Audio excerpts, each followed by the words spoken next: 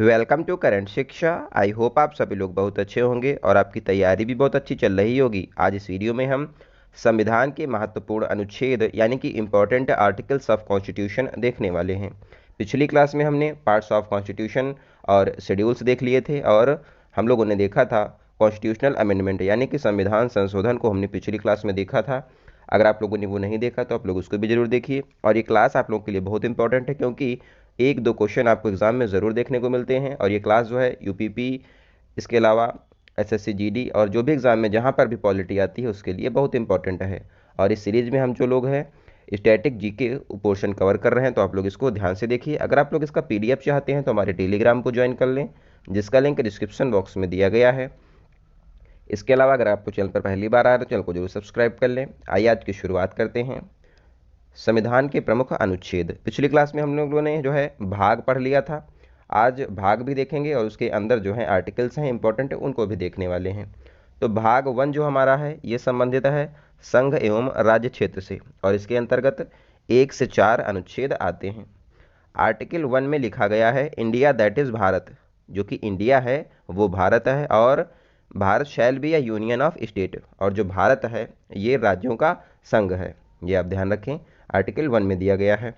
Article 2 में बताया गया है कि नए राज्य का प्रवेश यानी कि एडमिशन ऑफ न्यू स्टेट, अगर कोई भी राज्य को अगर भारत में शामिल किया जाता है तो वो ऐसा जो है आर्टिकल 2 के तहत किया जाता है। जैसे कि सिक्किम को जो है 36वें संविधान संशोधन 1975 के द्वारा भारत में शामिल किया गया था।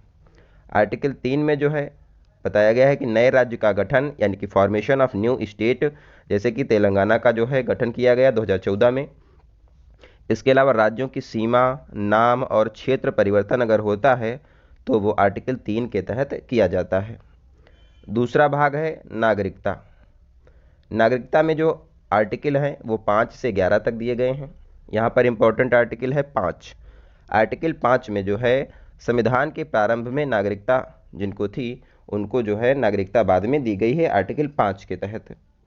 आर्टिकल 6 में जो है पाकिस्तान से आए लोगों को नागरिकता, जो लोग जब भारत और पाकिस्तान का विभाजन हुआ तो पाकिस्तान से जो लोग भारत आए थे उन लोगों को नागरिकता जो है आर्टिकल 6 के तहत दी गई है, टू इंडिया फ्रॉम पाकिस्तान। और जो भारत में पहले से जो लोग रह रहे थे उनको जो है नागरिकता आर्टिकल 5 से दी गई है। आर्टिकल 9 में जो है स्वेच्छा से अन्य देश की नागरिकता ग्रहण करने पर स्वतः ही भारत की नागरिकता समाप्त हो जाती है। तो ऐसा जो है आर्टिकल 9 में बताया गया है। अगर कोई भी नागरिक दूसरे देश की नागरिकता को ग्रहण कर लेगा तो भारत की नागरिकता उसकी खत्म हो जाएगी। ये आप ध्यान रखें, क्योंकि भारत में जो है सिंगल सिटीजनशिप का जो है प्रावधान है, यहाँ पर डुअल नागरिकता नहीं चलती है। आर्टिकल 11 में जो है नागरिकता संबंधी कानून जो हैं इसको बनाने का अधिकार संसद के पास है, ऐसा आर्टिकल 11 में बताया गया है। नेक्स्ट और बहुत ही महत्वपूर्ण भाग है भाग 3, जिसमें कि मूल अधिकार दिए गए हैं और ये आर्टिकल 12 से 35 तक हैं। यहाँ पर जो है 6 फंडामेंटल राइट भी आएंगे, इनको भी हम लोग देखने वाले हैं। आर्टिकल 13 में जो है संसद का कानून अगर मौलिक अधिकार से असंगत होता है तो न्यायालय इस पर कानून को समाप्त कर सकता है। अगर कोई भी संसद जो है कानून बनाती है, अगर मौलिक अधिकार से अगर वो भिन्न होगा तो इस पर जो है न्यायालय जो है इस कानून को जो है समाप्त कर सकता है, यानी कि सर्वोच्च न्यायालय उस कानून को समाप्त कर देगा। ये ध्यान रखें, अगर वो मौलिक अधिकार जो है इसके अनुरूप नहीं होगा। यहाँ पर आर्टिकल 13 जो है इसका जो है न्यायिक पुनरावलोकन यानी कि जुडिशियल रिव्यू किया जा सकता है। आर्टिकल 14 संबंधित है विधि के समक्ष समता। ये बहुत एग्जाम में आता है, बहुत इंपॉर्टेंट है आर्टिकल 14। विधि के समक्ष समता यानी कि इक्वालिटी बिफोर लॉ आर्टिकल 14 में दिया गया है। इसके अलावा विधि का शासन, रूल ऑफ लॉ भी आर्टिकल 14 के तहत दिया गया है। ये दोनों पॉइंट आप ध्यान रखें। आर्टिकल 15(1) धर्म, जाति, लिंग, वंश, जन्म के स्थान के आधार पर जो है यहाँ पर प्रवेश में भेदभाव जो है वो नहीं किया जाएगा। तो किसी के साथ जो है धर्म, जाति, लिंग, वंश यानी कि जन्म के स्थान पर जो है भेदभाव नहीं किया जाएगा, ऐसा आर्टिकल 15(1) में बताया गया है।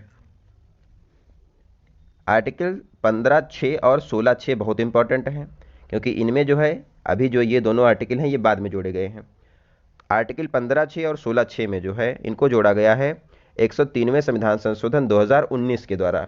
और इसी के तहत जो है EWS यानी कि इकोनॉमिकली वीकर सेक्शन को 10% आरक्षण की व्यवस्था की गई है। किसमें आर्टिकल हैं? 15(6) और 16(6) में। तो ये आप ध्यान रखें।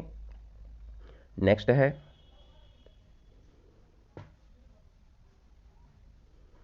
आर्टिकल 16। आर्टिकल 16 हमारा जो है लोक नियोजन में अवसर की समानता, यानी कि जो गवर्नमेंट जॉब्स हैं इसमें सभी को समान अवसर दिए जाएंगे और इसके लिए आरक्षण भी दिया गया है। आप लोगों ने देखा भी था पिछले स्लाइड में, जिसमें 16(6) में जो है सरकारी नौकरियों में आरक्षण की व्यवस्था की गई है EWS के लिए 10% की।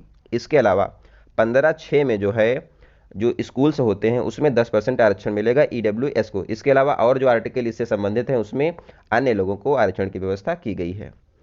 17 जो आर्टिकल हमारा है ये संबंधित है अनटचेबिलिटी यानी कि अस्पृश्यता का अंत जो है अनुच्छेद 17 में दिया गया है। बहुत इंपॉर्टेंट है, बहुत बार पूछा गया है।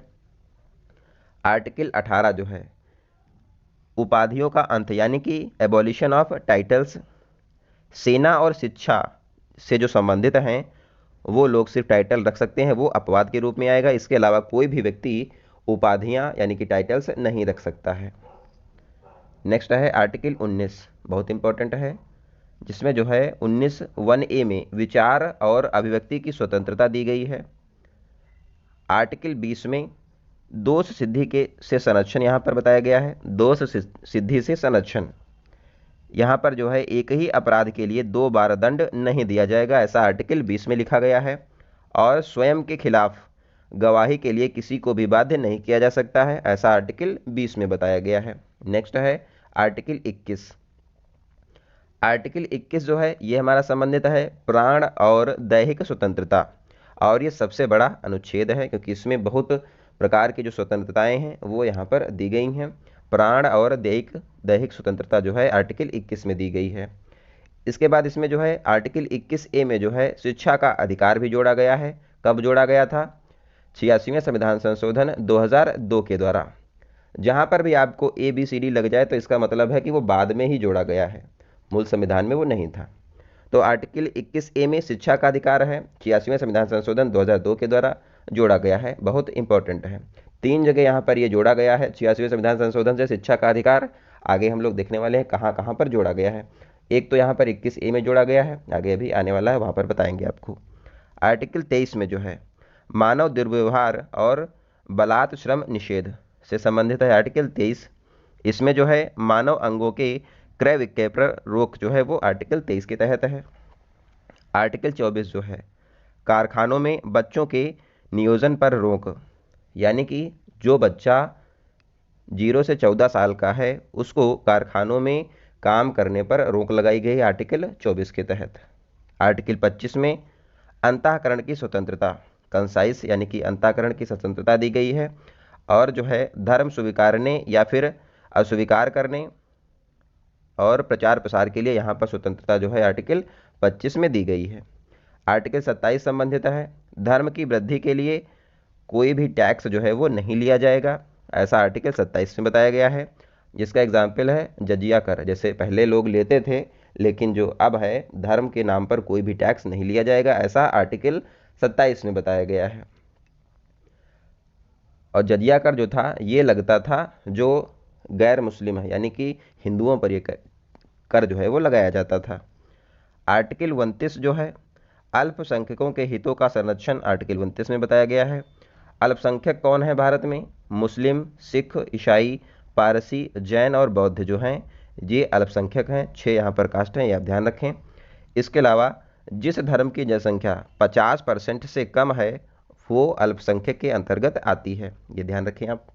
आर्टिकल 30 संबंधित है अल्पसंख्यक जो हैं वो शिक्षण संस्थान की स्थापना और प्रशासन का अधिकार रख सकते हैं, ऐसा आर्टिकल 30 में बताया गया है। आर्टिकल 32 जो है संवैधानिक उपचारों का अधिकार से संबंधित है और यहाँ पर जो है सुप्रीम कोर्ट 5 प्रकार की रिट को जारी करता है। और डॉक्टर भीमराव अंबेडकर ने आर्टिकल 32 को संविधान की आत्मा कहा है, ये भी ध्यान रखें। नेक्स्ट है आर्टिकल 33 सैन्य बल के फंडामेंटल राइट सीमित का अधिकार जो है संसद के पास है, यानी कि जो सेना के जो लोग हैं उनके जो फंडामेंटल राइट हैं मौलिक अधिकार जो हैं उसको जो है सीमित संसद कर सकता है, ऐसा आर्टिकल 33 में बताया गया है। नेक्स्ट है आर्टिकल 34। आर्टिकल 34 जो है मार्शल लॉ यानी कि सैन्य कानून से संबंधित है। मार्शल लॉ अगर लगा है तो संसद नागरिकों के फंडामेंटल राइट को सीमित कर सकता है, ऐसा आर्टिकल 34 में बताया गया है। अगर मार्शल लॉ लगा है तो फंडामेंटल राइट जो है नागरिकों के संसद के द्वारा सीमित किए जा सकते हैं। अगला भाग है इंपॉर्टेंट है भाग 4, जिसमें कि डीपीएसपी यानी कि directive principle of state policy, राज्य की नीति निर्देशक तत्व दिए गए हैं। और यहाँ पर आर्टिकल 36 से 51 तक हैं जो कि आप प्रवर्तनीय हैं, ये भी आप ध्यान रखें। आर्टिकल 38 जो है संबंधित है लोक कल्याणकारी राज्य से, डायरेक्ट पूछता है आर्टिकल 38 किससे संबंधित है या फिर लोक कल्याणकारी राज्य जो है किस अनुच्छेद में है, तो ये हो जाएगा आर्टिकल 38 में, यानी कि पब्लिक वेलफेयर स्टेट का प्रावधान जो है आर्टिकल 38 में किया गया है। नेक्स्ट है आर्टिकल 39A, निःशुल्क विधिक सहायता यानी कि फ्री लीगल एड जो है इसको जोड़ा गया है 42वें संविधान संशोधन 1976 के द्वारा, इसको जोड़ा गया है। आपको पिछली क्लास में बताया था 4 और 2 42 का मतलब यहाँ पर 6 हो जाएगा इनको जोड़ के, तो ये ध्यान रखेंगे ये 1976 में हुआ है। आर्टिकल 40 बहुत इंपॉर्टेंट है, हर बार पूछता है एग्जाम में, ग्राम पंचायतों का गठन आर्टिकल 40 के तहत किया जाता है। नेक्स्ट है आर्टिकल 43B, संबंधित है सहकारी समितियों से और इसको जोड़ा गया है 97वां संविधान संशोधन 2011 के द्वारा, इसी के तहत जो है भाग 9B भी जोड़ा गया था। नेक्स्ट है आर्टिकल 44, बहुत चर्चा में भी रहा है, आप लोगों ने सुना भी होगा कि उत्तराखंड ने जो है यूनिफॉर्म सिविल कोड को लागू किया है और उत्तराखंड पहला राज्य बना है जिसने यूनिफॉर्म सिविल कोड को लागू किया है। इससे पहले जो है गोवा में तो लागू है, लेकिन गोवा में जो है हम लोगों ने लागू नहीं किया है, गोवा में पुर्तगालियों ने बहुत पहले लागू किया था, तो वहाँ पर लागू है। और उत्तराखंड पहला राज्य बना है जिसमें स्वतंत्र भारत में जो है यूसीसी लागू किया गया, यानी कि यूनिफॉर्म सिविल कोड को लागू किया गया, अभी लागू किया गया है, तो बहुत इंपॉर्टेंट है आर्टिकल 44, यानी कि समान नागरिक संहिता। इसमें जो है विवाह, तलाक, गोद के नियम जो हैं सभी के लिए समान हो जाएंगे, चाहे फिर वो किसी भी जाति का हो। गोवा में ये पहले से लागू है, अब जो है उत्तराखंड में ये लागू हो गया है, ये इंपॉर्टेंट क्वेश्चन है। नेक्स्ट है आर्टिकल 47, पोषण तथा लोक स्वास्थ्य की देखभाल के प्रावधान यहाँ पर हैं, जैसे कि लीकर शराबबंदी जो है आर्टिकल 47 के तहत की जाती है। नेक्स्ट है आर्टिकल 48A, ये संबंधित है, एग्जाम में बहुत पूछा गया है, पर्यावरण संरक्षण वन्य जीव जो है आर्टिकल 48A में दिया गया है और इसको जोड़ा गया है 42वें संविधान संशोधन 1976 के द्वारा। आर्टिकल 50 जो है कार्यपालिका और न्यायपालिका का पृथक्करण से संबंधित है, इंपॉर्टेंट ये भी है, कार्यपालिका और न्यायपालिका का पृथक्करण आर्टिकल 50 में दिया गया है। इसके अलावा आर्टिकल 51 जो है अंतर्राष्ट्रीय शांति से संबंधित है और विदेश नीति जो है इसी पर आधारित होती है, आर्टिकल 51 में बताया गया है। नेक्स्ट है हमारा भाग 4A, तो आप लोग देख पा रहे होंगे कि यहाँ पर भी ए लिखा है, इसका मतलब ये बाद में जोड़ा गया है, भाग 4 जो हमारा है बाद में जोड़ा गया था, जिसमें कि मूल कर्तव्य दिए गए हैं। पहले जो है 10 थे, लेकिन वर्तमान में जो अब जब हमारा संविधान बना तब मूल कर्तव्य 0 थे, बाद में जो है 42वें संविधान संशोधन 1976 के द्वारा सरदार स्वर्ण सिंह समिति की सिफारिश पर जो है आर्टिकल 51A जोड़ा गया और इसमें 10 मूल कर्तव्य जोड़े गए थे, लेकिन बाद में जो है शिक्षा का जो अधिकार है वो जोड़ा गया था 11वां मूल कर्तव्य, तो वर्तमान में जो है 11 मूल कर्तव्य हैं, ये पॉइंट आप ध्यान रखेंगे। और जो 11वां मूल कर्तव्य है वो जो है 6 से 12 वर्ष के जो बच्चे हैं उनको जो है शिक्षा का अधिकार जो है इसमें जोड़ा गया है, ये भी आप ध्यान रखें। अब हमारा नेक्स्ट भाग है भाग 5, जो कि संबंधित है संघ से और ये सबसे बड़ा भाग है, जिसमें आर्टिकल 52 से 151 तक आर्टिकल दिए गए हैं। आर्टिकल 52 में बताया गया है कि भारत का एक राष्ट्रपति होगा, आर्टिकल 52 में है। आर्टिकल 53 में जो है कार्यपालिका की शक्ति राष्ट्रपति में निहित होंगी, ऐसे प्रावधान हैं। आर्टिकल 54 जो है राष्ट्रपति का निर्वाचन में कौन कौन भाग लेगा, निर्वाचक मंडल जो है राष्ट्रपति का आर्टिकल 54 में दिया गया है। यहाँ से जो है बहुत इंपॉर्टेंट है, ये सारे आर्टिकल बहुत इंपॉर्टेंट है, आप लोग इनको ध्यान से देखें, एक दो बार आप लोग देखेंगे तो आपको सब याद हो जाएंगे। आर्टिकल 55 में जो है निर्वाचन की रीति यानी कि मैनर ऑफ इलेक्शन दिया गया है, जो कि होता है एकल संक्रमणीय मत पद्धति, जो है आर्टिकल 55 में दिया गया है। अब राष्ट्रपति का निर्वाचन जो होता है इसमें भाग कौन कौन लेता है, तो देखो इसमें सब लोग इलेक्टेड ही भाग लेंगे, यानी कि जो निर्वाचित सदस्य हैं वही भाग लेंगे। लोकसभा के निर्वाचित सदस्य भाग लेंगे, राज्यसभा के निर्वाचित सदस्य भाग लेंगे, विधानसभा के जो राज्यों की हैं उनके निर्वाचित सदस्य भाग लेने वाले हैं इसमें। इसके अलावा दिल्ली और पुडुचेरी जो कि यूनियन टेरिटरी हैं, वहाँ के भी जो निर्वाचित सदस्य हैं वो राष्ट्रपति के चुनाव में भाग लेंगे। ये 4 पॉइंट आप ध्यान रखें। नेक्स्ट है आर्टिकल 56, राष्ट्रपति का जो है कार्यकाल दिया गया, टर्म ऑफ ऑफिस दिया गया है। आर्टिकल 57 में जो है पुनः निर्वाचन के बारे में प्रावधान है, री इलेक्शन का प्रावधान है राष्ट्रपति का। आर्टिकल 58 जो है योग्यताएं जो राष्ट्रपति बनने के लिए हैं वो यहाँ पर दी गई हैं, और राष्ट्रपति बनने के लिए जो है 35 वर्ष होनी चाहिए। ये पॉइंट आप ध्यान रखें, भारत का नागरिक तो होना ही चाहिए, लेकिन यहाँ पर उम्र पूछता है कि कितनी होनी चाहिए राष्ट्रपति बनने के लिए, तो ये हो जाएगी 35। आर्टिकल 59 जो है कंडीशन दी गई हैं राष्ट्रपति के निर्वाचन के लिए। आर्टिकल 60 जो है शपथ दी गई है, ओथ जो है दी गई है राष्ट्रपति की, और राष्ट्रपति को शपथ दिलवाता है भारत का मुख्य न्यायाधीश जो कि CJI हैं, चीफ जस्टिस ऑफ इंडिया जो हैं वो राष्ट्रपति को शपथ दिलाते हैं। आपको एक बात और बता दें कि इस समय जो है भारत के मुख्य जो है चीफ जस्टिस हैं, न्यायाधीश हैं, DY चंद्रचूड़ हैं, और ये 50वें नंबर के हैं, ये भी आप ध्यान रखें। और राष्ट्रपति तो आप लोग जानते ही होंगे, द्रौपदी मुर्मू हैं।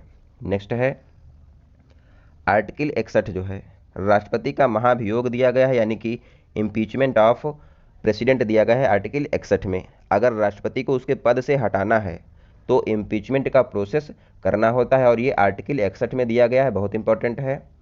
नेक्स्ट है आर्टिकल 63। आर्टिकल 63 जो है इसमें जो है बताया गया है कि भारत का एक उपराष्ट्रपति होगा, तो ये ध्यान रखें कि उपराष्ट्रपति कहाँ पर होगा, तो ये 63 में होगा, और वर्तमान में भारत के उपराष्ट्रपति हैं जगदीप धनखड़, ये भी ध्यान रखें आप। आर्टिकल 64 जो है इसमें जो है बताया गया है कि उपराष्ट्रपति जो है ये राज्यसभा का पदेन सभापति होगा, यानी कि जो उपराष्ट्रपति है वो राज्यसभा का जो सभापति होगा पदेन होता है, तो ये आप ध्यान रखें। आर्टिकल 66 जो है वाइस प्रेसिडेंट का निर्वाचन से संबंधित है, इलेक्शन जो है उपराष्ट्रपति का वो दिया गया है। आर्टिकल 69 जो है उपराष्ट्रपति की शपथ दी गई है, ये भी आप ध्यान रखें। नेक्स्ट है आर्टिकल 71, राष्ट्रपति उपराष्ट्रपति का अगर चुनाव होता है, अगर इसमें विवाद हो जाए तो इसका निपटारा जो है सुप्रीम कोर्ट करेगा, ऐसा आर्टिकल 71 में दिया गया है। आर्टिकल 72 में जो है राष्ट्रपति की क्षमादान की शक्तियां दी गई हैं, यानी कि पार्डनिंग पावर ऑफ प्रेसिडेंट जो हैं आर्टिकल 72 में दी गई हैं, जैसे कि मृत्युदंड को माफ़ करना और फांसी को माफ़ करना जो है आर्टिकल 72 में प्रावधान किए गए हैं राष्ट्रपति के लिए।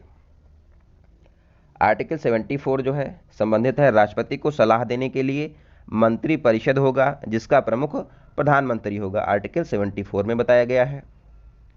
आर्टिकल 75 जो है यहाँ पर जो है आर्टिकल 75(3) में प्रावधान किया गया है कि मंत्री परिषद सामूहिक रूप से लोकसभा के प्रति उत्तरदायी होगा। तो जो हमारा मंत्री परिषद होता है ये जिम्मेदार होता है सामूहिक रूप से लोकसभा के लिए उत्तरदायी होगा। ये पॉइंट आप ध्यान रखें, एग्जाम में डायरेक्ट पूछता है कि मंत्री परिषद जो है किसके प्रति उत्तरदायी होगा, तो ये लोकसभा के प्रति उत्तरदायी होने वाला है। और 75(2) में बताया गया है कि मंत्री जो है राष्ट्रपति के प्रति उत्तरदायी होंगे, जो मंत्री होंगे वो राष्ट्रपति के प्रति होंगे, लेकिन मंत्री परिषद जो है वो लोकसभा के प्रति उत्तरदायी होगा। नेक्स्ट है इंपॉर्टेंट आर्टिकल है आर्टिकल 76। आर्टिकल 76 हमारा संबंधित है महान्यायवादी से, यानी कि अटॉर्नी जनरल ऑफ इंडिया जो है आर्टिकल 76 में दिया गया है। महान्यायवादी जो है भारत सरकार का वकील होता है, और महान्यायवादी राष्ट्रपति के प्रसाद पर्यंत तक कार्य करता है, यानी कि जब तक राष्ट्रपति चाहेगा तब तक महान्यायवादी अपना कार्य कर सकता है और ये भारत सरकार का सर्वोच्च वकील होता है। और वर्तमान में जो है भारत के महान्यायवादी आर वेंकट रमणी हैं, यानी कि अटॉर्नी जनरल जो हैं आर वेंकट रमणी हैं, ये भी आप ध्यान रखें। आर्टिकल 79 जो है हमारा संबंधित है संसद से। तो आर्टिकल 79 संसद से संबंधित है, जिसके 3 अंग होते हैं। संसद के 3 अंग हैं, राज्यसभा, लोकसभा और प्रेसिडेंट, यानी कि राज्यसभा, लोकसभा और राष्ट्रपति जो है संसद के अंग होते हैं। यहाँ पर 2 सदन हैं, आप लोग जानते भी होंगे, राज्यसभा और लोकसभा जो है ये सदन होते हैं संसद में। आर्टिकल 80 में राज्यसभा के बारे में प्रावधान है और आर्टिकल 81 जो है लोकसभा जो कि निम्न सदन होता है इसके प्रावधान किए गए हैं। इसकी एक ट्रिक है सरला, ये आप ध्यान रखें, सरला, यानी कि सा से 79 संसद हो जाएगा, रा से राज्यसभा 80 हो गया और ला से लोकसभा, और ये आर्टिकल 81 में दिया गया है, ये आप ध्यान रखें। सरला यानी कि 79 में संसद, 80 में राज्यसभा, 81 में लोकसभा, ध्यान रखें यहाँ पे। नेक्स्ट है आर्टिकल 85। आर्टिकल 85 जो हमारा संबंधित है, ये जो है इसमें बताया गया है कि सत्र जो है, सदन का जो सत्र है, इसको सत्राहूत, सत्रावसान और विघटन, यानी कि सत्र को बुलाना, सत्र को स्थगित करना या फिर सत्र को बंद कर देना, ये सब जो हैं आर्टिकल 85 में दिया गया है। सत्रावसान और सत्राहूत जो है राष्ट्रपति करता है और सत्र जो है इसको स्थगन यानी कि एडजमेंट जो है सत्र का अध्यक्ष करता है। आप लोगों ने देखा भी होगा, ये कोई देखो जो सदन का जो सत्र है उसको बुलाता राष्ट्रपति है और उसको समाप्त भी राष्ट्रपति करता है, लेकिन बीच बीच में जो है सदन की कार्यवाही को बंद करना पड़ता है। तो ऐसा जो है लोकसभा में जो है लोकसभा स्पीकर करता है और राज्यसभा में राज्यसभा का स्पीकर जो होगा सभापति, वो उपराष्ट्रपति होते हैं, वो उसको करते हैं, ये आप ध्यान रखें। आर्टिकल 87 राष्ट्रपति का विशेष अभिभाषण जो है स्पेशल एड्रेस ऑफ प्रेसिडेंट दिया गया है और ये कब होता है, जब लोकसभा पहली बार चुन के जाती है तब होता है, और साल की शुरुआत में जब बजट सत्र पेश होने वाला होता है उससे पहले भी राष्ट्रपति का अभिभाषण होता है। नेक्स्ट है आर्टिकल 93 में जो है लोकसभा स्पीकर और डिप्टी स्पीकर के बारे में प्रावधान है। आर्टिकल 105 संसद के जो है एमपी है, मेंबर ऑफ पार्लियामेंट जो है, इनके विशेषाधिकार दिए गए हैं आर्टिकल 105 में। आर्टिकल 108 में जो है संयुक्त बैठक ज्वाइंट सेटिंग के प्रावधान किए गए हैं। मान लो कि कोई बिल आया और उस पर जो है दोनों सदनों में सहमति नहीं बन पा रही है, तो फिर जो है आर्टिकल 108 के तहत जो है संयुक्त बैठक बुलाई जाती है, ज्वाइंट सेटिंग बुलाई जाती है। देखो यहाँ पर जो है धन विधेयक और संविधान संशोधन विधेयक पर जो है संयुक्त बैठक नहीं बुलाई जा सकती है, ये भी ध्यान रखें। आर्टिकल 110 जो है इंपॉर्टेंट बहुत है और संबंधित है मनी बिल से, यानी कि धन विधेयक से। इसकी परिभाषा यहाँ पर जो है वो दी गई है। देखो एक क्वेश्चन एग्जाम में आता है कि मनी बिल जो है, कोई भी बिल जो है मनी बिल है या फिर साधारण बिल है, इसको डिसाइड कौन करता है, तो इसको डिसाइड करता है लोकसभा का स्पीकर, क्योंकि मनी बिल लोकसभा में ही पेश होता है, राज्यसभा में सबसे पहले पेश नहीं किया जा सकता है मनी बिल, ये ध्यान रखें आप। आर्टिकल 111 जो है इसमें जो है विधेयक पर राष्ट्रपति की अनुमति जो है लेनी होती है। जो मनी बिल है इसको पेश करने से पहले राष्ट्रपति की अनुमति ली जाती है और ये आर्टिकल 111 में बताया गया है। आर्टिकल 112 जो है संबंधित है वार्षिक वित्तीय विवरण से, यानी कि एनुअल फाइनेंशियल स्टेटमेंट, जिसको ही हम लोग बजट कहते हैं, और ये दिया गया है आर्टिकल 112 में। संविधान में जो है वार्षिक वित्तीय विवरण के टर्म में ये लिखा हुआ है, बजट शब्द जो है संविधान में नहीं लिखा गया है, ये भी आप ध्यान रखें। आर्टिकल 114 संबंधित है विनियोग विधेयक से, यानी कि एप्रोप्रिएशन बिल से। संचित निधि से धन निकालने के लिए पारित करवाया जाता है क्या, विनियोग विधेयक। जो संचित निधि है हमारी, उससे अगर धन हमको निकालना है तो संसद में जो है विनियोग विधेयक लाया जाता है। नेक्स्ट हमारा है आर्टिकल 123, बहुत इंपॉर्टेंट है आर्टिकल 123। यहाँ पर जो है राष्ट्रपति के अध्यादेश की शक्ति दी गई है, यानी कि ordinance power of president article 123 में दिया गया है, और ये विधायी कानूनी शक्ति होती है राष्ट्रपति की। आर्टिकल 124 जो है इसमें ये जो है सुप्रीम कोर्ट से संबंधित है। आर्टिकल 124 एग्जाम में पूछता है, अभी यूपीपी में पूछा गया था। आर्टिकल 124 संरचना, नियुक्ति, शपथ, वेतन, भत्ते, पदच्युत जो है ये सब जो है आर्टिकल 124 में दिया गया है सुप्रीम कोर्ट का। आर्टिकल 126 संबंधित है कार्यवाहक मुख्य न्यायाधीश यानी कि एक्टिंग CJI जो होंगे वो आर्टिकल 126 में दिया गया है। और भारत के इस समय जो है मुख्य न्यायाधीश जो हैं DY चंद्रचूड़ हैं, आपको पहले भी अभी बता चुके हैं। आर्टिकल 129 जो है यहाँ पर जो है सुप्रीम कोर्ट एक अभिलेख न्यायालय होगा यानी कि कोर्ट ऑफ रिकॉर्ड होगा, ऐसा जो है आर्टिकल 129 में बताया गया है। सुप्रीम कोर्ट के जो डिसीजन होते हैं इनको जो है संरक्षित किया जाता है, बाद में इन डिसीजन को दूसरे केसों में भी यूज़ किया जाता है, इसीलिए जो है सुप्रीम कोर्ट को कोर्ट ऑफ रिकॉर्ड कहा जाता है। आर्टिकल 131 में जो है सुप्रीम कोर्ट की मूल अधिकारिता जो है वो दी गई है। अगर कोई भी मामला केंद्र वर्सेस राज्य का होगा या फिर राज्य और राज्य का अगर कोई विवाद होता है तो उसको जो है सुप्रीम कोर्ट ही उसका जो है निस्तारण करने वाला है, ये भी ध्यान रखें। और ये सुप्रीम कोर्ट के ओरिजिनल ज्यूरिसडिक्शन के अंतर्गत आएगा। आर्टिकल 137 सुप्रीम कोर्ट अपने निर्णय का रिव्यू कर सकता है, ऐसा आर्टिकल 137 में बताया गया है। आर्टिकल 141 इंपॉर्टेंट है, सुप्रीम कोर्ट का जो निर्णय है अन्य न्यायालयों के लिए बाध्यकारी होगा, तो ये आर्टिकल 141 में बताया गया है। कंप्लीट जस्टिस यानी कि पूर्ण न्याय जो है आर्टिकल 142 में प्रावधान किए गए हैं। आर्टिकल 143 जो है राष्ट्रपति जो है सुप्रीम कोर्ट से सलाह ले सकता है, ऐसा आर्टिकल 143 में बताया गया है। और आर्टिकल 148 जो है इंपॉर्टेंट है, CAG यानी कि controller auditor general of India यानी कि नियतांक एवं महालेखा परीक्षक जो है ये दिया गया है आर्टिकल 148 में।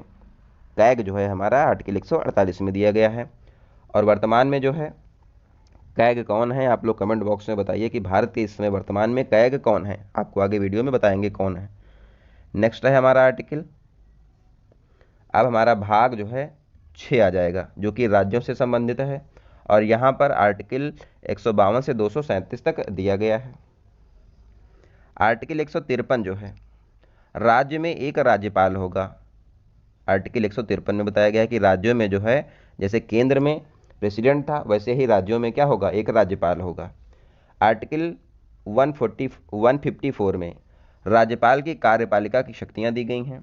आर्टिकल 159 में राज्यपाल की शपथ दी गई है और राज्यपाल को शपथ जो है हाईकोर्ट का मुख्य न्यायाधीश जो होता है वो दिलवाता है। जैसे कि प्रेसिडेंट को जो है शपथ मुख्य न्यायाधीश जो कि सुप्रीम कोर्ट के होते थे वो दिलवाते थे, और राज्यों में क्या होगा, हाईकोर्ट का जो मुख्य न्यायाधीश है वो राज्यपाल को शपथ दिलवाएगा। आर्टिकल 161 में राज्यपाल की क्षमादान की शक्तियां दी गई हैं। मृत्युदंड और मार्शल लॉ को माफ नहीं कर सकता है राष्ट्रपति, ये राज्यपाल।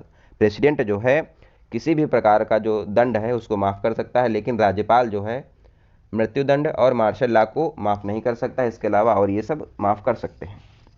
आर्टिकल 163 राज्यपाल को सलाह देने के लिए एक मंत्री परिषद होगा और जिसका हेड मुख्यमंत्री होगा, ये भी ध्यान रखें, आर्टिकल 163 में बताया गया है।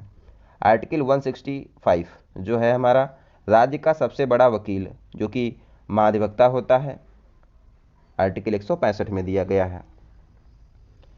आर्टिकल 194 जो है MLC, MLA और MLC के जो हैं विशेष अधिकार होते हैं। MLA जो होता है ये होता है विधान सभा का सदस्य और MLC जो है विधान परिषद का सदस्य होता है।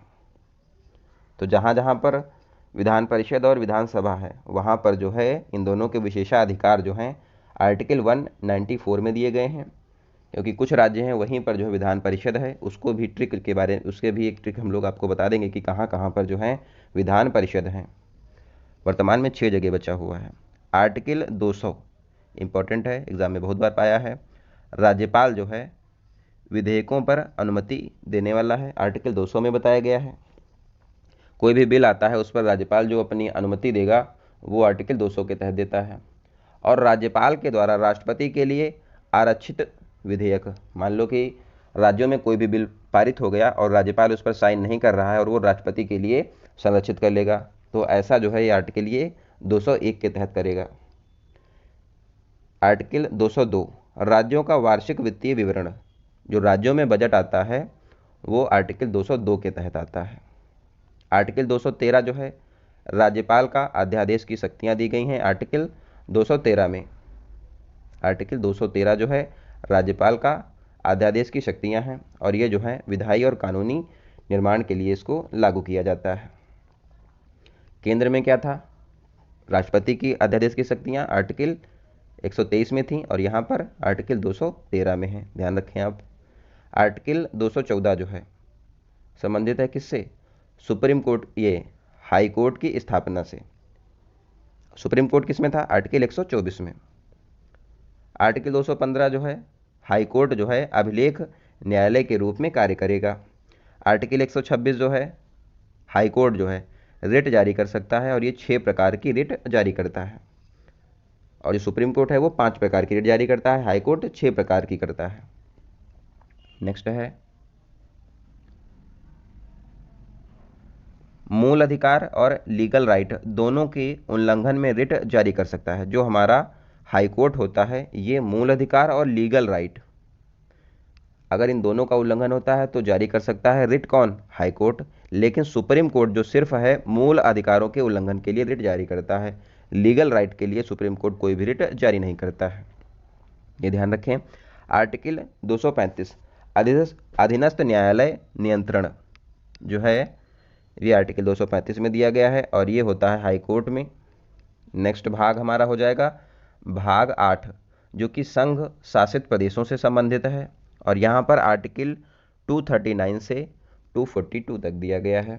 आर्टिकल 239 डबल ए जो है दिल्ली से संबंधित है और इसको जो है 69वें संविधान संशोधन 1991 के द्वारा जोड़ा गया है।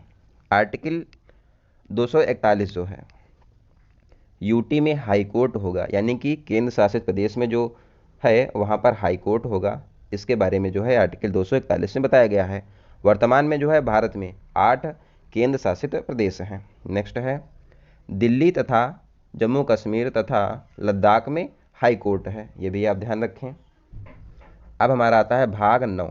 भाग 9 हमारा संबंधित है पंचायती राज से। भाग 9 पंचायती राज से संबंधित है और यहाँ पर आर्टिकल 243 से 243 ओ तक दिया गया है और इसमें जो है 16 आर्टिकल हैं, ये भी आप ध्यान रखें।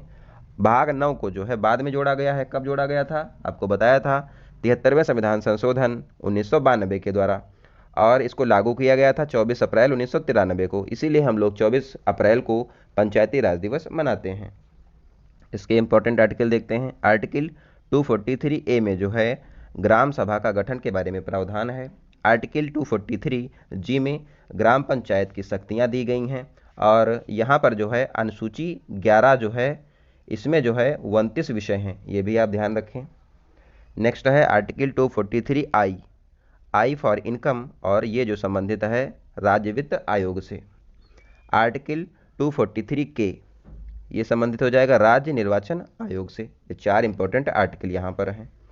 नेक्स्ट है यहाँ पर जो है आप लोग देखो केंद्र में क्या है कि टैक्स जो है वितरण होता है। केंद्र में जो है केंद्र जो है टैक्स का वितरण करता है, किसको देता है, राज्यों को देता है और यूनियन टेरिटरीज को जो है देता है। केंद्र में क्या है, केंद्रीय वित्त आयोग है जो कि आर्टिकल 280 में दिया गया है। राज्यों में और यूनियन टेरिटरीज में जो है राज्य वित्त आयोग का विवरण है और यहाँ पर ये लोग हैं। और जो है राज्यों में जो है राज्य वित्त आयोग जो होता है ये क्या करेगा, वितरण करेगा। केंद्र में क्या है कि केंद्रीय वित्त आयोग जो है टैक्स का वितरण करता है राज्यों को। राज्य क्या करेंगे, अपने वहाँ जो है लोकल गवर्नमेंट होगी उसको जो है टैक्स का वितरण करेंगे, ये आप ध्यान रखें। और जो है आर्टिकल 243 आई में पंचायत दी गई हैं और आर्टिकल 243 वाई में नगर निकाय जो हैं इनको जो है टैक्स का वितरण जो है राज्य करने वाले हैं और ये लोकल बॉडीज़ हैं, गवर्नमेंट हैं, ये होती हैं, आप लोग इसको ध्यान रखें। यहाँ पर जो है देखो 324 में जो है केंद्रीय निर्वाचन आयोग होता है, ये आप लोग जानते भी होंगे। देखो यहाँ पर जो है केंद्रीय निर्वाचन आयोग का क्या काम होता है, क्योंकि चुनाव आने वाला है, यहाँ से क्वेश्चन आ सकता है। केंद्रीय निर्वाचन आयोग का काम क्या है? केंद्र में जो है राष्ट्रपति, उपराष्ट्रपति और मेंबर ऑफ पार्लियामेंट यानी कि लोकसभा और राज्यसभा का चुनाव करवाना। इसके अलावा राज्यों में ये क्या करता है केंद्रीय निर्वाचन आयोग? एमएलए और एमएलसी का चुनाव करवाता है।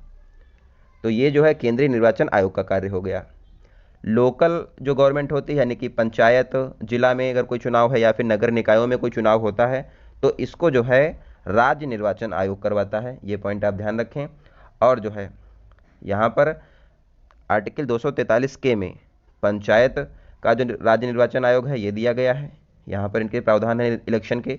और आर्टिकल 243 जेड ए में नगर निकाय के जो चुनाव होते हैं इसके बारे में प्रावधान है। तो ये आप ध्यान रखें।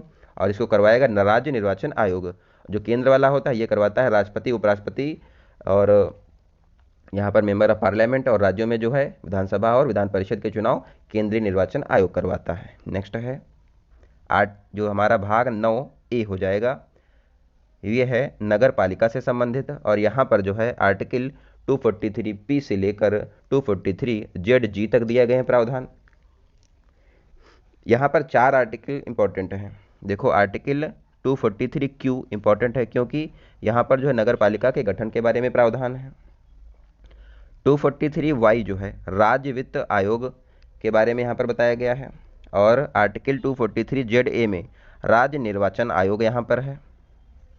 आर्टिकल 243ZG में जिला आयोजन समिति के बारे में बताया गया है। तो ये आप ध्यान रखें। नेक्स्ट हमारा भाग है भाग 9B जो कि सहकारी समिति से संबंधित है। और यहाँ पर जो है आर्टिकल 243ZH से लेकर ZT तक जो है प्रावधान किए गए हैं। और इसको जोड़ा गया था 97वां संविधान संशोधन 2011 के द्वारा।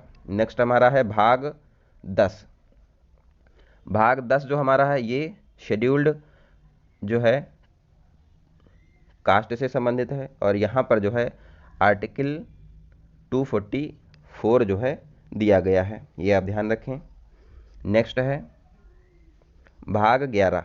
भाग 11 हमारा जो है संबंधित हो जाएगा केंद्र राज्य संबंध से। इंपॉर्टेंट एग्जाम में पूछता है कि भाग 11 किससे संबंधित है, तो ये केंद्र राज्य संबंध से संबंधित है।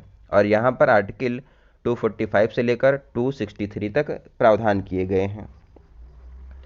देखो आर्टिकल 246 जो है यहाँ पर अनुसूची 7 है, यहाँ यानी कि अनुसूची 7 जो है अनुसूचियाँ यहाँ पर दी गई हैं आर्टिकल 246 में। और आर्टिकल 246A में जो है प्रावधान किसके हैं? जीएसटी के बारे में यहाँ पर बताया गया है। आर्टिकल 246A में गुड्स एंड सर्विसेज टैक्स, इसका फुल फॉर्म होता है, एग्जाम में अभी पूछा गया था यूपीपी के। और इसको जोड़ा गया था 101वें संविधान संशोधन के द्वारा। और इसको लागू किया गया है 1 जुलाई 2017 को जीएसटी को। और ये समवर्ती सूची का टैक्स है, ये आप ध्यान रखें। और सूचियों के बारे हम लोगों ने पिछली क्लास में भी पढ़ा, तो आप लोग उसको एक बार ज़रूर देख लें। नेक्स्ट है आर्टिकल 249 इंपॉर्टेंट है। यहाँ पर जो है राष्ट्रहित में राज्य सूची पर कानून बनाने की शक्ति संसद के पास होगी, और ये आर्टिकल 249 है। आर्टिकल 254 जो है केंद्र और राज्य कानून अगर असंगत होते हैं, केंद्र और राज्यों में अगर मान लो कोई कानून बनाता है और वो असंगत हो जाए, मतलब कि अलग अलग हों और वो समवर्ती सूची पर हैं अगर, तो क्या होगा, तब जो है संसद का कानून मान्य होगा, यानी कि केंद्र का कानून वो मान्य हो जाएगा अगर वो समवर्ती सूची का विषय था। नेक्स्ट है आर्टिकल 262 नदी जल विवाद जो होता है इसके लिए प्राधिकरण बनाने की व्यवस्था जो है आर्टिकल 262 के तहत की जाती है। और जैसे कि कावेरी नदी विवाद है, इसके लिए प्राधिकरण बनाया गया है, तो ये आर्टिकल 262 के तहत किया गया है। नेक्स्ट है आर्टिकल 263 इंटर स्टेट काउंसिल यानी कि अंतर राज्य परिषद, जिसका हेड जो है प्रधानमंत्री होता है, इसका गठन जो है आर्टिकल 263 के तहत किया जाता है इंटर स्टेट काउंसिल का। नेक्स्ट है, अब ज़्यादा आर्टिकल नहीं है तो आप लोग इसको ध्यान से ज़रूर देखें। आर्टिकल 12 जो है, आर्टिकल 12 नहीं भाग 12 जो हमारा है वित्त और संपत्ति से संबंधित है। यहाँ पर जो है आर्टिकल 264 से 300A तक प्रावधान किए गए हैं। आर्टिकल 266 जो हमारा है संचित निधि से संबंधित है, यानी कि कंसोलिडेटेड फंड ऑफ इंडिया जो है आर्टिकल 266 में दिया गया है। और यहाँ पर अगर संचित निधि से जो है धन निकालने के लिए विनियोग विधेयक संसद से पारित किया जाता है, आपको पहले भी बता चुके हैं।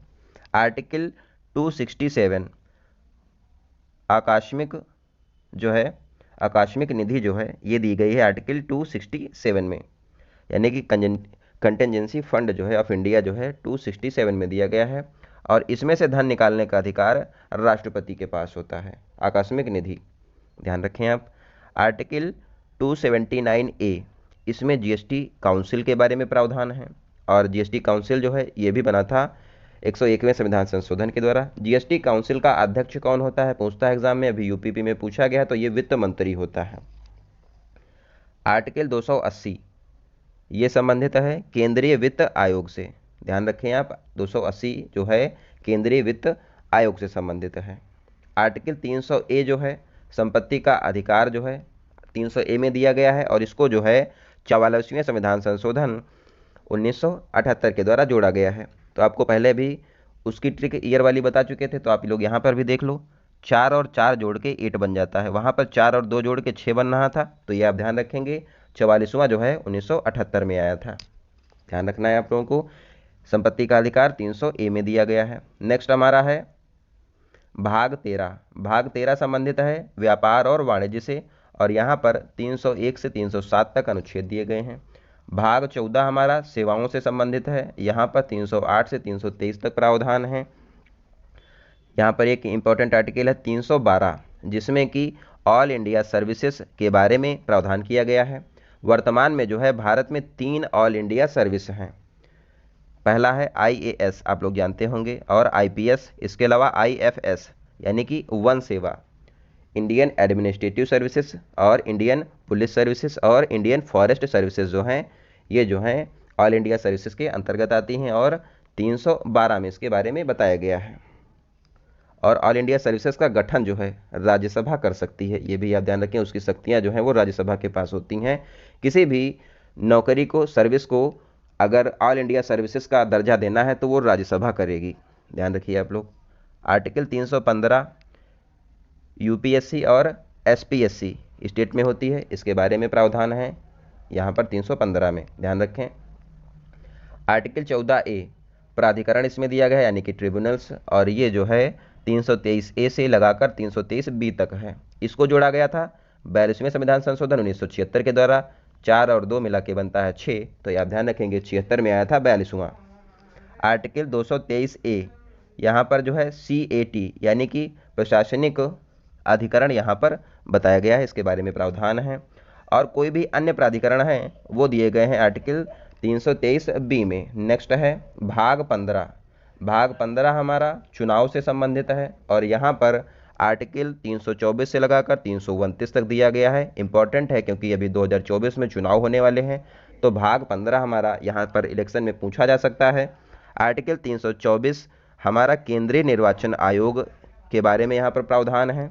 और आर्टिकल 326 जो है वयस्क मताधिकार यानी कि एडल्ट सरफेस जो है 326 में दिया गया है। आप लोग जानते होंगे कि आर्टिकल जो हमारा संविधान संशोधन है 61वां, उससे जो है मतदान डालने की उम्र 21 से 18 वर्ष की गई थी 61 संविधान संशोधन के द्वारा, ये भी आप ध्यान रखेंगे। नेक्स्ट है भाग 16 यानी कि विशेष उपबंध जो हैं हमारे भाग 16 में किए गए हैं और आर्टिकल 330 से 342 तक यहाँ पर आर्टिकल दिए गए हैं।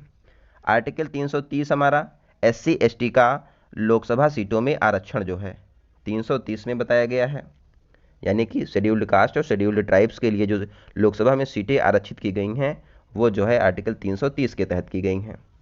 एंग्लो इंडियंस के लिए जो सीटें पहले लोकसभा में एक आरक्षित थी वो 331 के तहत की गई थी, लेकिन 104 संविधान संशोधन के द्वारा इसको समाप्त कर दिया गया है, तो अब ये समाप्त हो चुका है। इंपॉर्टेंट है कि एंग्लो इंडियंस की जो सीट थी आर्टिकल 131 के तहत थी, अब इसको 104वें संविधान संशोधन के द्वारा समाप्त किया गया है। आर्टिकल 332 के तहत जो है SC ST का जो है विधानसभा में आरक्षण जो है आर्टिकल 332 के तहत दिया जाता है, ये भी आप ध्यान रखेंगे। नेक्स्ट है, अभी हमारा आखिरी स्लाइड है, इसको आप लोग ध्यान से देखिए, थोड़ा सा बचा हुआ है। आर्टिकल 333 यहाँ पर जो है एंग्लो इंडियंस विधानसभा में जो है पहले एक सीट आरक्षित थी, इसको भी जो है अब समाप्त कर दिया गया है आर्टिकल 333 के तहत। आर्टिकल 338 में राष्ट्रीय अनुसूचित जाति आयोग के बारे में प्रावधान है। NCSC राष्ट्रीय अनुसूचित जाति आयोग आर्टिकल 338 में दिया गया है। और आर्टिकल 338A में राष्ट्रीय अनुसूचित जनजाति आयोग के बारे में प्रावधान है, और इसको जो है बाद में जोड़ा गया था 89 में संविधान संशोधन के द्वारा। ये ध्यान रखें, इंपॉर्टेंट है, यहाँ पर पूछ लेता है एग्जाम में। नेक्स्ट है भाग 17। भाग 17 हमारा राजभाषा से संबंधित है, और यहाँ पर 343 से 351 तक आर्टिकल्स दिए गए हैं। इंपॉर्टेंट है 4। आर्टिकल 343 संघ की राजभाषा होगी, यहाँ पर बताया गया है 343 में। आर्टिकल 344 में राजभाषा आयोग का गठन किया जाएगा, और इसका गठन जो है राष्ट्रपति करता है, 344 में बताया गया है। आर्टिकल 350A जो है, इसमें बताया गया है कि प्रारंभिक शिक्षा जो है, प्राथमिक शिक्षा जो है मातृभाषा में दी जाएगी। तो ऐसा जो है 350 के तहत किया जाता है, 50A के तहत। और जो हमारी नई शिक्षा नीति आई है, इस कमेटी के अध्यक्ष थे के कस्तूरी रंगन। ये भी आप ध्यान रखें, 2020 में आई थी new education policy, national education policy जिसको हम कहते हैं। उसमें भी जो है प्राथमिक शिक्षा के बारे में प्रावधान, प्राथमिक शिक्षा जो है वो मातृभाषा में दी जाएगी, इस पर जोर दिया गया है। आर्टिकल 351 जो है हिंदी के विकास जो है आर्टिकल 351 के तहत किया जाता है। भाग हमारा 18 आ गया है, जो कि आपातकाल से संबंधित है, यानी कि इमरजेंसी से संबंधित है, भाग 18। और यहाँ पर 352 से लेकर 360 तक अनुच्छेद हैं। आर्टिकल 352 राष्ट्रीय आपात से संबंधित है। आर्टिकल 356 राज्य संवैधानिक तंत्र अगर खराब हो गया है तब क्या होगा, राष्ट्रपति शासन जो लगता है वो लगता है आर्टिकल 356 के तहत राष्ट्रपति शासन। और राष्ट्रीय आपात 352 के तहत लगता है, राष्ट्रपति शासन 356 के तहत लगता है। आर्टिकल 359 राष्ट्रीय आपात जो है, इसमें मूल अधिकार पर क्या प्रभाव होगा इसके बारे में बताया गया है। आर्टिकल 360 जो है वित्तीय आपात से संबंधित है, और ये अभी तक भारत में कभी भी नहीं लगाया गया है, ये भी ध्यान रखें। नेक्स्ट है भाग 19, यानी कि प्रकीर्णन जो है भाग 19 में दिया गया है, और यहाँ पर आर्टिकल 361 से 367 तक प्रावधान किया गया है। और आर्टिकल 361 जो है राष्ट्रपति राज्यपाल के विशेषाधिकार जो हैं आर्टिकल 361 में दिए गए हैं। नेक्स्ट है हमारा इंपॉर्टेंट भाग 20, संविधान संशोधन से संबंधित है, पिछली क्लास में हमने समझा भी था। और यहाँ पर जो है आर्टिकल 368 दिया गया है, 368 में जो है संविधान संशोधन दिया गया है, और इसको लिया गया था साउथ अफ्रीका से। पिछली क्लास में हमने जो है महत्वपूर्ण संविधान संशोधन को कवर किया था, आप लोग उसको भी देख सकते हैं। आर्टिकल 368 जो है संशोधन के बारे में यहाँ पर बताया गया है, और इसको साउथ अफ्रीका से लिया गया है। अब तक जो है यहाँ पर 106 संविधान संशोधन हो चुके हैं, आप लोग ध्यान रखें। लास्ट वाला जो है नारी शक्ति वंदन अधिनियम था, जो अभी पास हुआ है, जिसके तहत लोकसभा, राज्यसभा और विधानसभा में महिलाओं को 33% आरक्षण की व्यवस्था की गई है। और एक जो है 99वां संविधान संशोधन था, जिसको सुप्रीम कोर्ट ने असंवैधानिक करार दिया था, NJAC के बारे में। नेक्स्ट है भाग 21, जो कि संक्रमणकालीन उपबंध के बारे में है, और यहाँ पर आर्टिकल 369 से लेकर 392 तक प्रावधान है। और यहीं पर जो है आर्टिकल 370 था, जो कि जम्मू कश्मीर को विशेष दर्जा देता था, इसको समाप्त किया गया है। और जो आर्टिकल 370 है, इसको समाप्त 5 अगस्त 2019 को किया गया था, और इसके अधिकांश भाग जो हैं वो समाप्त कर दिए गए हैं।